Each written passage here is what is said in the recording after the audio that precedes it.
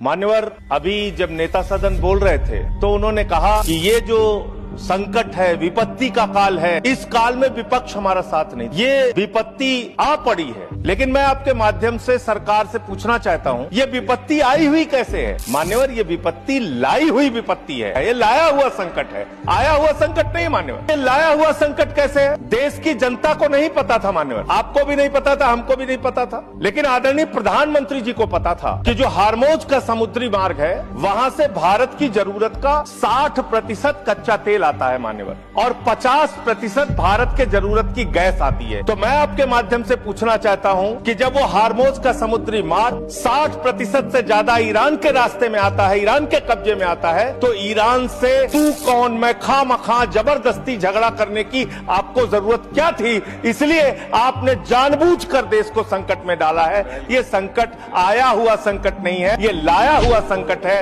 और इस लाए हुए संकट के सबसे बड़े जो प्रायोजित किया है जिन्होंने संकट, उसका नाम है देश के प्रधानमंत्री आदरणीय नरेंद्र मोदी जी। मान्यवर, ये बात देश की जनता को पता होनी चाहिए। आपका परंपरागत मित्र है ईरान, और खुद प्रधानमंत्री ने माना है। प्रधानमंत्री जी जब गए थे ईरान की यात्रा में, उन्होंने कहा भारत और ईरान की दोस्ती इतिहास से भी पुरानी है। ये प्रधानमंत्री के वक्तव्य हैं। उन्होंने खामेनेई जी को कुरान की पांडुलिपि भेंट की थी 7वीं शताब्दी की मान्यवर। उन्होंने चाबार पोर्ट का समझौता किया था, जिसका बखान प्रधानमंत्री ने खूब किया कि भारत का व्यापार बढ़ जाएगा। 2019 तक भारत को ईरान से सस्ता तेल मिलता था, रुपए में तेल मिलता था, गैस मिलती थी, हमारा मित्रतापूर्ण संबंध था उनसे। लेकिन भारत के प्रधानमंत्री खामेनेई की मौत पे खामोश रहते हैं। 160 स्कूली बच्चे मार दिए जाते हैं, खामोश रहते हैं। और इतना ही नहीं मान्यवर, ईरानी नौसेना को हमने अपने युद्धाभ्यास में बुलाया, और जब वो नौसेना का जहाज वापस जा रहा था, 100 नौसैनिक मार दिए गए ईरान के,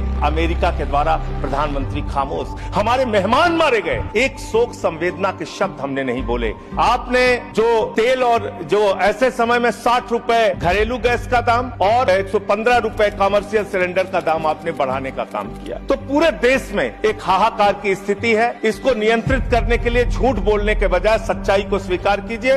और आज जो कहा गया कि हार्मोज समुद्री मार्ग खुल गया है, गलत जानकारी सदन को नहीं देनी चाहिए। हार्मोज समुद्री मार्ग से मात्र 2 जहाज आपके आए हैं, 22 जहाज अभी भी आपके रुके हैं। मैं शुभकामनाएं देता हूं कि आप वार्ता करके उस समस्या का समाधान करें।